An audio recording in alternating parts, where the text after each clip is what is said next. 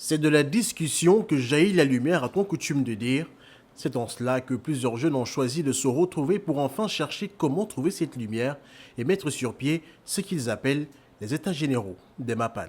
C'est quoi les états généraux du MAPAN? C'est la plus grande messe de MAPAN qui visera à identifier les problèmes qui minent le MAPAN.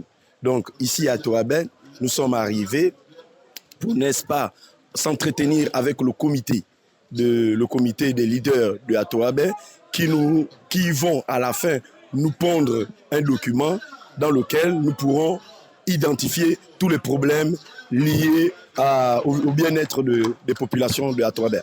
Échanger sur plusieurs aspects qui ralentissent le développement de leurs quartiers respectifs, c'est le maître mot de cette rencontre qui devrait permettre aux nouveaux dirigeants du pays de mieux comprendre le fonctionnement des quartiers sous-intégrés à travers un plaidoyer. Il faut préciser que les états généraux, c'est pour permettre au président de la République, sinon au CTRI, le président de la République et le CTRI qui nous ont libérés le 30 août 2023, pour les permettre en fait d'avoir des outils de gestion.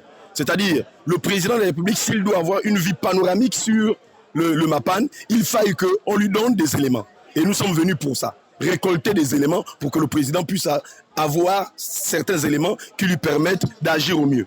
Les jeunes des quartiers populaires sont donc bien décidés à accompagner le comité pour la transition et la restauration des institutions dans sa vision pour le renouveau du Gabon et par la même occasion restaurer la dignité des quartiers sous-intégrés de Libreville, la capitale gabonaise. Tout ce que nous pouvons dire au président, c'est que nous l'avons choisi, le MAPAN l'a validé et nous allons l'accompagner parce que nous estimons simplement que c'est l'homme de la situation, c'est un enfant du MAPAN, nous sommes du MAPAN et on se met derrière lui.